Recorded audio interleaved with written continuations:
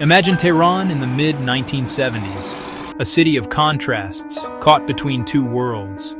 Black and white street photos show modern life and traditional figures side by side. Sleek cars gliding down wide, modern avenues. New buildings reaching for the sky, symbols of a nation rushing to the future. The Shah Mohammad Reza Pahlavi determined to build a great civilization. He poured oil wealth into industry, into education, and into a powerful military. For some, this was a golden age. They saw progress, opportunity, a new Iran.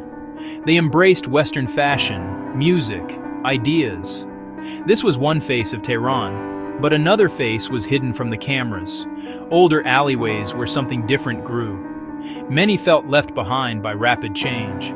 The White Revolution uprooted traditions. Millions moved to cities and found sprawling slums. The heart of the Islamist movement beat within the walls of the mosques. These places became more than prayer halls, community centers, schools, hubs for political organization.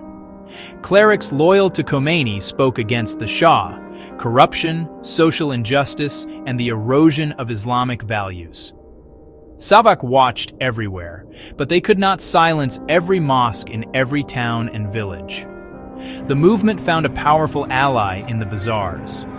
Bazaaris, deeply religious and conservative, felt threatened by policies favoring imports and big corporations. Quietly, they funded the opposition, printing leaflets, supporting striking workers, aiding prisoners' families. Their financial networks were vast and hard to trace, the movement's lifeblood. A simple technology became a revolutionary weapon, the cassette tape. Forced into exile, Khomeini recorded speeches on standard cassettes, first in Iraq, later in France.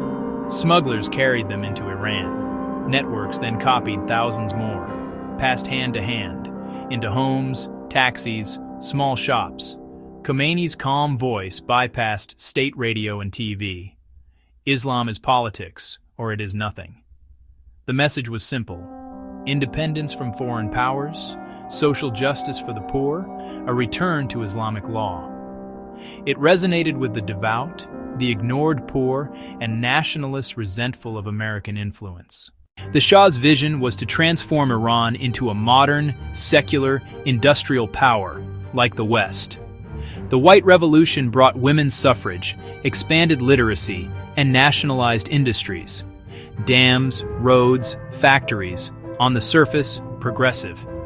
But reforms were top-down, clashing with deep-rooted traditions. Moves to curb Shiite clergy, taking religious endowments that funded mosques and schools. Land reforms weakened religious finances. A pre-Islamic nationalism rose, celebrating ancient kings, alienating many believers. The oil boom widened divides. A Western-educated elite thrived as inflation punished ordinary people. Promised prosperity bypassed workers and rural migrants. Savak suppressed dissent.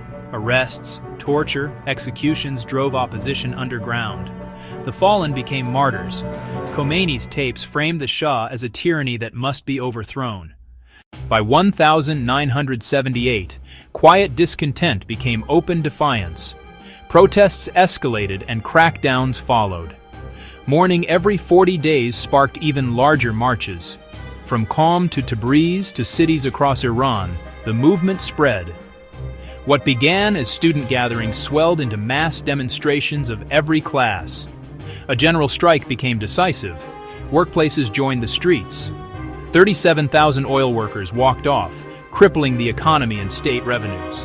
Teachers, factory workers, civil servants, even central bank employees followed. The country ground to a halt. Soldiers were Iranians too, neighbors, relatives, fellow Muslims. Many refused to fire. Some joined the crowds. Flowers met rifles. Facing collapse, leaders relented. On February 11, 1979, the Supreme Military Council declared neutrality. Troops were ordered back. The Shah's last line of defense was gone. A single day, Black Friday, became the point of no return. Imperial Guard troops opened fire with automatic weapons. Hundreds of unarmed men, women, and children died. Numbers disputed, impact undeniable. The Shah grew isolated. Western allies urged concessions. Too little, too late. He shuffled prime ministers, freed prisoners, promised change. None of it worked. On January 16, 1979, Mohammad Reza Pahlavi left Iran, officially on vacation. He would never return. The country erupted. After 37 years, a vast power vacuum opened. On February 1st, Ayatollah Ruhollah Khomeini returned from 14 years in exile. Millions filled Tehran, one of history's largest gatherings. He was no longer just a spiritual leader. He was the nation's de facto ruler. He stated, "I will appoint a government. I will strike this government in the mouth." Khomeini appointed Mehdi Bazargan, forming a parallel government that swiftly took control. During the 10 days of dawn, street battles flared, but with the military neutral, the fight was brief. By February 11th, the Pahlavi dynasty had fallen. It was not a conventional war, yet thousands died in protests, clashes, and subsequent purges as rivals were pushed aside. In April 1979, a referendum created the Islamic Republic.